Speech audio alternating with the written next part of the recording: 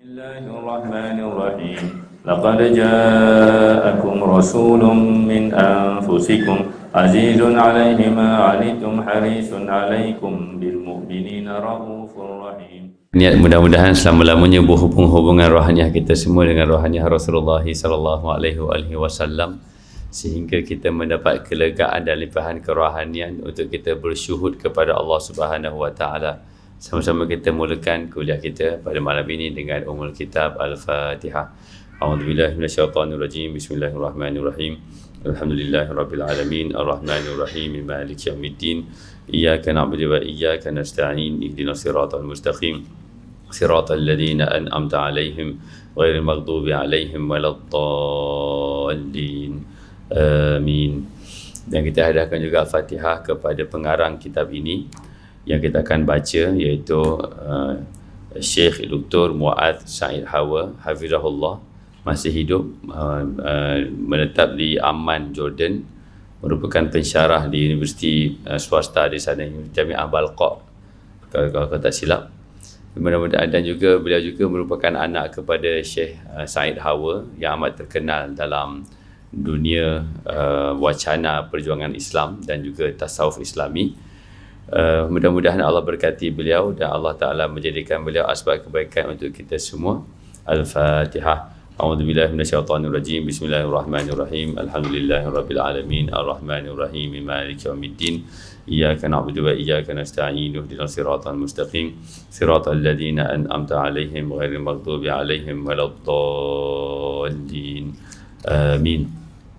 Dan akhir sekali kita hadiahkan Al-Fatihah untuk diri kita sendiri masing-masing, juga kepada semua yang dalam liputan kita di kalangan ahli keluarga dan sebagainya, di kalangan umat Nabi Muhammad sallallahu alaihi wasallam, dengan niat mudah-mudahan terkabul hajat, diangkat bala bencana, dipermudahkan urusan dan dikurniakan husnul khatimah dengan syafaat Rasulullah sallallahu alaihi wasallam. Al-Fatihah. A'udzubillahi minasyaitonirrajim. Bismillahirrahmanirrahim. Alhamdulillahirabbil alamin, arrahmanir rahim, maliki yaumiddin. Iyyaka na'budu wa iyyaka nasta'in. Ihdinas siratal mustaqim. Siratal ladzina an'amta 'alaihim ghairil maghdubi 'alaihim waladdallin. Amin. Ni speaker dalam je kan? Luar tutup kita tak nak ganggu orang. Maknanya pendekatan saya orang luar tak perlu dengar. Nanti mereka rasa terganggu. Kalau mereka rasa nak datang, mereka masuk dalam. Kalau mereka tak nak dengar, maksudnya mereka tak datang. Bila mereka tak datang, mereka tak nak dengar, jangan disumbat telinga mereka dengan kebisingan itu. Macam tu. Itu saja. Okey, itu pendekatan saya lah ya. Mungkin setengah pengkuliah lain dia suruh dengarkan semua. Maknanya bila dengar apa tu perli-perli lagi, bila lagi nak rimbuk apa semua bagai, itu bukan kaedah saya. Kaedah kita damai saja. Dan bila kita berzikir dekat dalam ni, kita niatkan juga kemaslahatan dan kebajikan, kesejahteraan untuk semua yang dalam kejiranan ini semuanya, insya-Allah. Okay, kita zikir sikit dalam 10 minit selawat dan istighfar, insya-Allah. Bismillahirrahmanirrahim. Inna fatahna laka fathan mubina liyaghfira laka Allahu ma taqaddama min dhanbika wa ma ta'akhkhar wa yutimma ni'matahu 'alaika wa yahdiyaka siratan mustaqima wa yansuraka Allahu nasran aziza. Laqad ja'akum rasulun min anfusikum azizun 'alaihi ma 'anittum harisun 'alaikum bil mu'minina raufur rahim. Fa in tawallaw faqul hasbiyallahu la ilaha illa hu 'alaihi tawakkaltu wa huwa rabbul 'arsyil 'azim. Inna Allaha wa malaikatahu yusalluna 'alan nabi ya ayyuhalladzina amanu sallu 'alaihi wa sallimu taslima. Allahumma salli 'ala sayyidina Muhammadin wa 'ala ali sayyidina Muhammad kama sallaita 'ala sayyidina Ibrahim wa 'ala ali sayyidina Ibrahim wa barik 'ala sayyidina Muhammadin wa 'ala ali sayyidina Muhammad كما باركت على سيدنا إبراهيم وعلى آل سيدنا إبراهيم في العالمين إنك حميد مجيد.